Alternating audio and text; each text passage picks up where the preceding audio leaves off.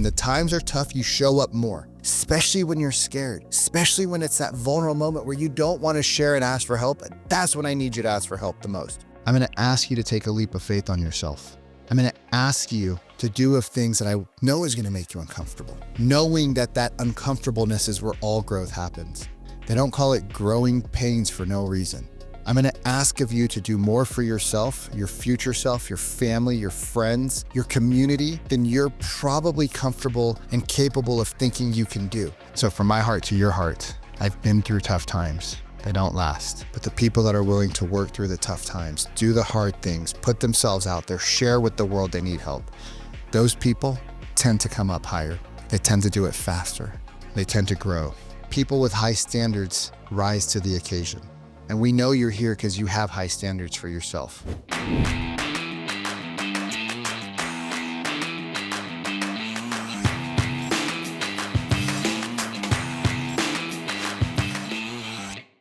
If you are receiving this message, it's because you've possibly fallen on some hard times. Maybe your business has shifted, your market has shifted, and things aren't going the way that maybe you had planned.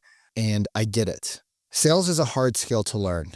And oftentimes we come in with the impression that if we show up to a few sessions, if we do a little bit, we're gonna master this art of selling. And communication is one of the hardest skills, and it's constantly evolving and constantly changing. And it changes because of markets, it changes because of politics, it changes because of COVID, right? It changes because of so many different factors that are working against us at such lightning speeds that we often feel overwhelmed and bombarded. I wanted to share a quick story with you before I walk you through our scholarship program, because I feel that if I'm going to ask you to be vulnerable and put yourself out there, then it's only fair that I do the same. I hired Sharon to be a coach of mine in 2019, 2020, something like that. And it was, I don't know, $30,000 or $40,000 for the year, is what he was charging me for it. And about halfway through the year, the business that we were supposed to open that was going to cost $150,000 ended up costing $400,000. I had shut down the real estate business. I retired from that. I thought I was going to get into some more of what I'm doing now. My dad wanted to get into a business. He's not a big believer in the coaching world. I got weak in my knees and I succumbed, and I went and started a business with my dad, and I avoided I ignored every red flag. And I went from being on top of the world just a few months earlier to being completely underwater. The business was delayed. We're probably going on 9-month delay. And I had to reach out to Sharon. Sharon's like, hey man, you're not doing your check-ins. You're not booking your calls. Like, what's going on? I'm like, yeah, I'm busy. He's like, yeah, I know you are, but that's why I'm here to help you with what you're doing.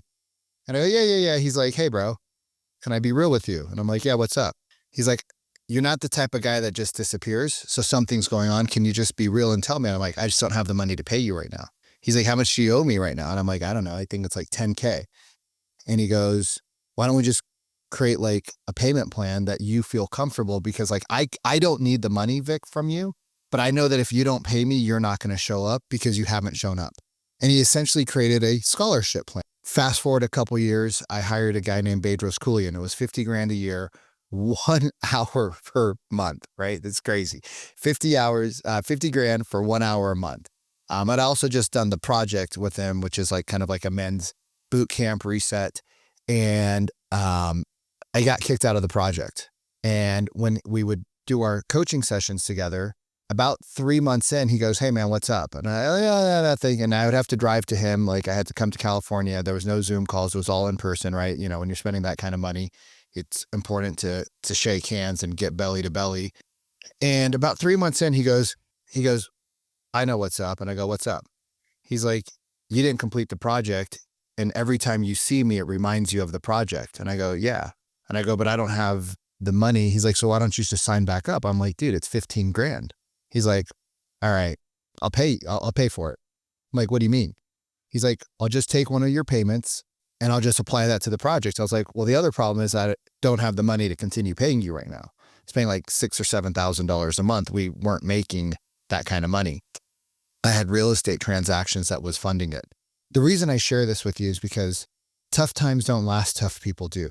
And Bedros goes, you like biking? I go, I love biking. He goes, how often do you bike? I said, I bike a couple hundred miles a week. He's like, great. when you're going to meet your group, I want you to listen to these certain things. When you come home, I want you to write down certain things. I want you to send it to me, right? The same thing that I'm going to ask of you, I had to do myself. He says, I want you to track how many outbound calls you're making for your business every day. He's like, how many are you making right now? I'm like, 0. He's like, why? I'm like, I just feel like a loser. He's like, you're not a loser. You're just in tough times. He's like, I'm giving you the project. It was a $15,000 gift. I'm going to extend your payments for 6 months. Don't even worry about the next 90 days. Just ignore them. We're going to work harder together. You're going to send me daily check-ins, right? Your Triz dashboard. You're going to do your activity logs every day. He's like, you're going to go back to doing the things that you know you're supposed to do, but you're not because you don't feel like a winner because you're not making the money. He's like, because if you don't do those, you're never going to make the money and you're always going to feel like a loser. I was like, I can't ask for that. He's like, look at my office building, Vic. Do you think that if I don't get $3,000 from you, my life is going to be ruined? And I said, probably not. He goes, I'm in a position to pay it forward. And one day, remember this moment because it gives me goosebumps just thinking about it. He's like, you're going to have people that you're going to have a choice to pay it forward to. He said, but remember what I'm telling you and I'm requiring of you and I'm forcing you to do. He's like, you got to go back to the project. If you guys want to see the project, go to my Instagram page. It's one of my pinned posts. It's 75 hours of some of the hardest things that most people will say no to. I had to go back a second time, right? The hardest thing about doing the project isn't the physical thing for me. It was having to go back a second time and facing the people that I had quit on myself earlier for because I wasn't mentally prepared.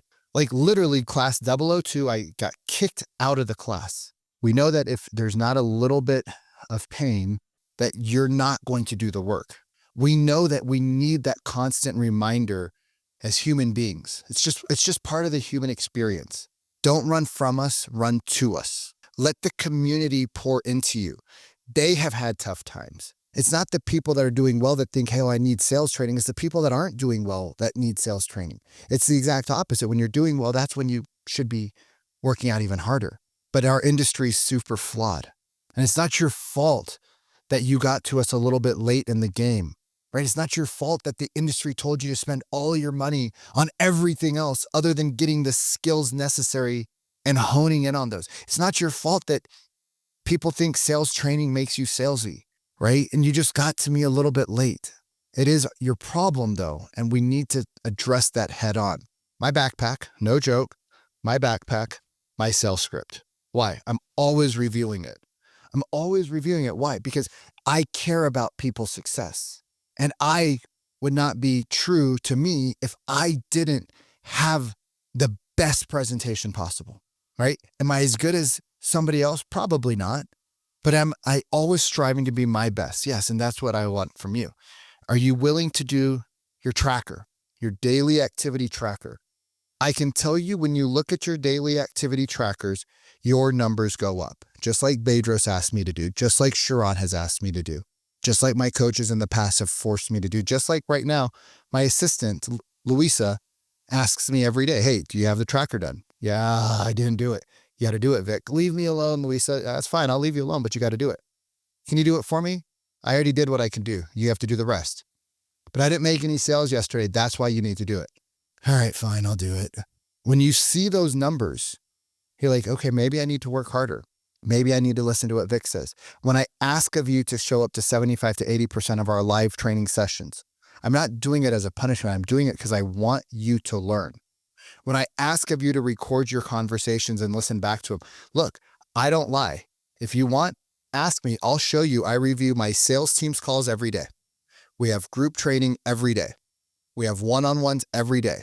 I ask of them only what I would ask of you because it's only what I ask of myself and it's only what my trainers have asked of me, right? And maybe your last 6 months, you weren't fully committed, right? And that's okay. I get it. With so much stuff coming at us from the internet telling us that we need to do all the other things except for work on our skills, I get it. It's hard to sometimes think that this is super important. I need you to want to be there. And I need you to commit to being there. When the times are tough, you show up more, especially when you need help, especially when you're scared, especially when it's that vulnerable moment where you don't want to share and ask for help. That's when I need you to ask for help the most. I'm going to ask you to take a leap of faith on yourself. I'm going to ask you to do of things that I know is going to make you uncomfortable, knowing that that uncomfortableness is where all growth happens. They don't call it growing pains for no reason. I'm going to ask of you to do more for yourself, your future self, your family, your friends, your community than you're probably comfortable and capable of thinking you can do. And I'm going to push you. People with high standards rise to the occasion. And we know you're here because you have high standards for yourself. We're going to ask you to do things that you don't want to do. Why? Because we want you to have an extraordinary life. We want you to have a life that most people will never have in the real estate space. We want you to go out there and crush it. I know that your life will change in ways that it's not about Rolexes. It's about kids and family and travel and parents. It's about fixing the leaky roof before it leaks. It's about upgrading your neighborhood, upgrading your car, not because, yes, we all like nice cars, but upgrading because you realize your car is actually not as safe and reliable, possibly as the one that you should get. Doesn't mean you got to go buy a $200,000 Benz, but you could upgrade from something that's 8, 10 years old to something 3 or 4 years old. It allows you to invest into your future. It allows you to get as an assistant. It allows you to start to buy higher quality leads, right? Like, so that you can do more business and help more people because you have now the skills. Because real estate is a game of traffic, systems, and skills. But the number one thing is skills before traffic and systems. I have a fundamental belief. If we keep doing what we've always done, we're going to continue to get worse results than we got last year.